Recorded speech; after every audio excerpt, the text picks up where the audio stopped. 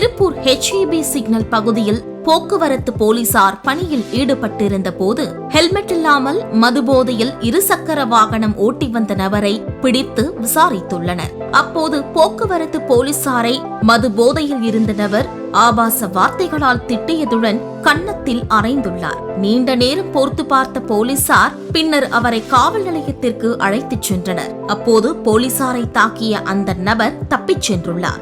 இந்த தாக்குதல் சம்பவம் தொடர்பாக போக்குவரத்து உதவி ஆய்வாளர் ரமேஷ் அனுப்பர்பாளையம் காவல் நிலையத்தில் புகார் அளித்துள்ளார்.